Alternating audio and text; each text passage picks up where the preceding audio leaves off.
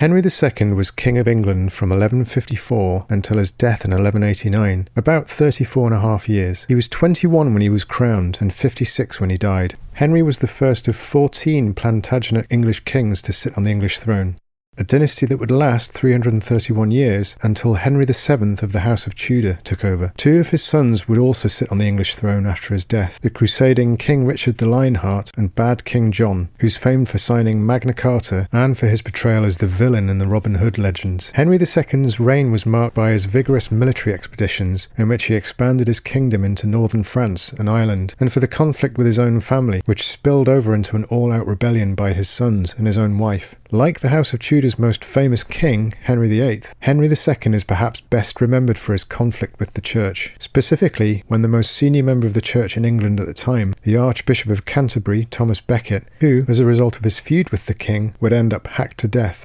It was an event that shocked Europe and helped to precipitate a crisis in England. Let's take a quick look at where Henry II sits on our kings and queens timeline. He's here, coming to the throne 138 years after Canute was crowned, 88 years after the Norman invasion, and 380 before Henry VIII split with Rome. Henry II was the son of Matilda, whose father Henry I was King of England from 1100 to 1135. Henry I's father was, of course, William the Conqueror, the Norman invader of 1066, and so Henry II's great-grandfather. Henry I had married his daughter off to Geoffrey Plantagenet, the Count of Anjou in northern France, as part of his bid to secure Normandy, his kingdom on the European mainland. Henry II was born in Normandy in 1133, when his grandfather Henry I was coming to the end of his reign as the King of England. 13 years before his arrival in the world, the king's only son had drowned at sea. In the remaining years of his reign, Henry I had desperately tried to produce another male heir, but failed. Instead, he nominated his daughter Matilda, Henry's mother, as his successor. But Matilda would never sit on the throne. As we saw in our previous video, the king's nephew, Stephen, snatched the crown and reigned for around 19 years. Matilda would spend the entirety of Henry II's childhood trying to claim the throne that her father had promised her. To that end, she would invade England and effectively become the ruler of the western part of the country. As a result, Henry spent some of his childhood on the European mainland and some of it in Bristol, the centre of his mother's English fiefdom. Though we can of course only speculate, it seems possible that Matilda's obsession with claiming a place in history as England's first female ruler became her son's too. By the mid to late 1140s, the civil war between King Stephen and Matilda was winding down, but in 1147, 14-year-old Henry, then situated in Normandy, gathered together a group of knights, crossed the Channel and invaded England. His enthusiasm clearly outstripped his experience, and he soon found himself in trouble. Having run out of money, he was unable to pay his soldiers or return home, and because they'd not approved the invasion, his mother and father refused to rescue him. Instead, the very man he'd intended to overthrow, King Stephen, took pity on Henry and bailed him out. In 1150, his father, Geoffrey Plantagenet, awarded Henry the title of the Duke of Normandy. Just a year later, Geoffrey died, and Henry inherited his father's title, becoming the Count of Anjou too. Now 19 and a man, Henry decided to take a wife. With two impressive titles under his belt, and at this point, the ever-increasing possibility that he would one day be King of England, Henry must have had the pick of Europe's princesses. The woman he chose, Eleanor of Aquitaine, was 11 years his senior and married to the King of France. But she was reportedly beautiful and full of life. It seems possible Henry was smitten. Having given him 2 daughters but no sons, her husband, Louis VII, annulled their marriage, and 8 weeks later, in 1152, she married Henry. They were Europe's new power couple and controlled an area of France larger than King Louis.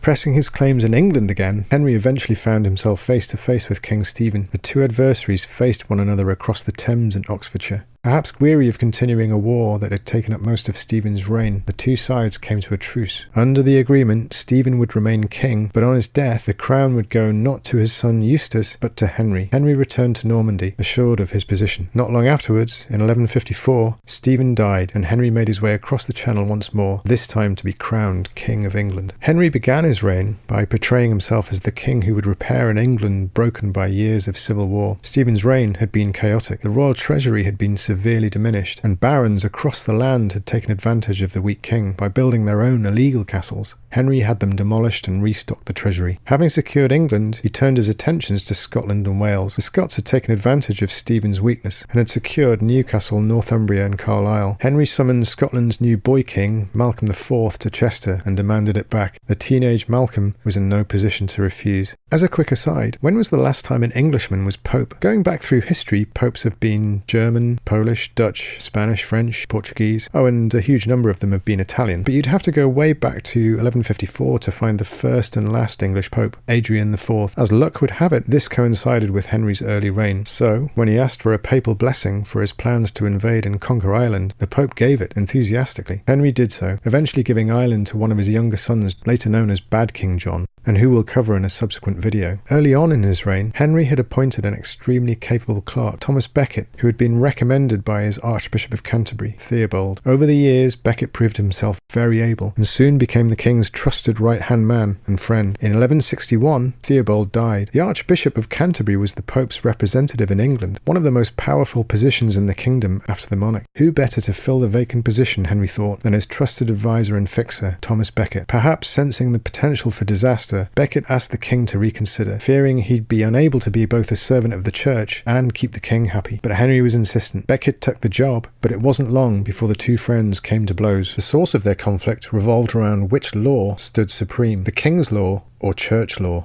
After the anarchy of Stephen's reign, Henry had established an effective justice system. The 1100s were pretty dangerous and violent, and it wasn't uncommon for members of the clergy to commit crimes, including murder. Becket, the new Archbishop of Canterbury, insisted on trying members of the clergy under church law, but Henry demanded that they be tried under criminal law. The two were no longer friends, but adversaries. Eventually, Henry got his way, and the idea that the church was subordinate to the crown was written down in an important legal text, the Constitutions of Clarendon. Any members of the clergy committing a crime would first be tried under church law, but they would then be handed over to the criminal courts. Becket regretted agreeing to this and tried to reverse his decision. Furious with Becket's change of heart, Henry suddenly claimed that when he'd been Chancellor, Becket had been an embezzler. Fearing for his future, Becket fled abroad. Another issue at stake was that Henry was keen to have his son, young Henry, crowned as his successor, but instead of waiting until he died, he wanted it done while he was still alive. In 1170, 15-year-old Henry was crowned by the Archbishop of York, but there's a reason young Henry does not appear on our timeline, aside from the fact that he died before his father. Only the Archbishop of Canterbury could anoint a new king, but Becket was resistant, and more to the point, he was on the run. Things were patched up enough for Becket to return to England, but at Christmas 1170,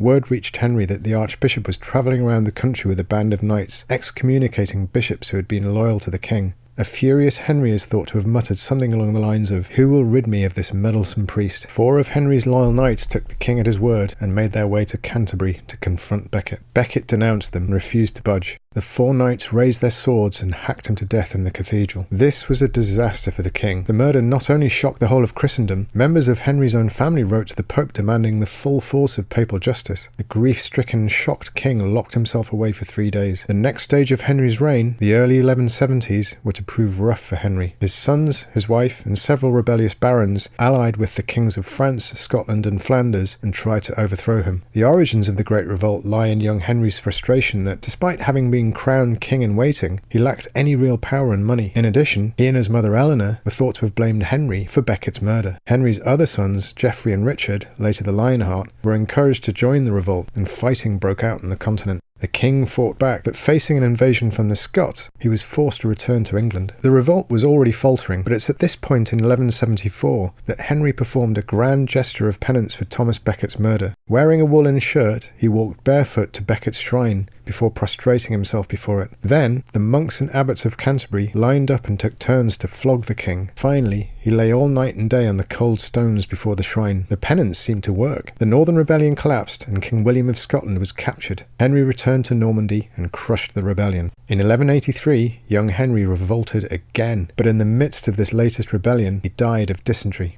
In 1186, another rebellious son, Geoffrey, died too. His remaining sons, Richard and John, were left to compete for their father's land and titles. Having stuck by his father's side during the Great Revolt, John was Henry's favourite, and rumours even circulated that Henry was planning to disinherit Richard, who, as the older of the two, was next in line. In 1188, keen to join the Third Crusade to reclaim Jerusalem from Saladin's forces, Richard asked his father at a specially convened conference to confirm him as successor. Henry refused. A furious Richard launched a surprise attack, forcing the king to retreat. Henry II still had fight in him, but by then he was ill and dying. Eventually, he surrendered. There was one final humiliation for the poor king, who was told that his beloved son John had gone over to the rebels' side. Perhaps because of the shock of this betrayal, Henry II collapsed and died on the 6th of July, 1189. He was interred at Fontevraud Abbey in Anjou and succeeded by his son Richard, who we'll cover in our next video. If you've enjoyed this video, you can hit the subscribe button below to receive an alert when we upload our next one. You can also help us to keep making these videos by sponsoring us on Patreon using the link below.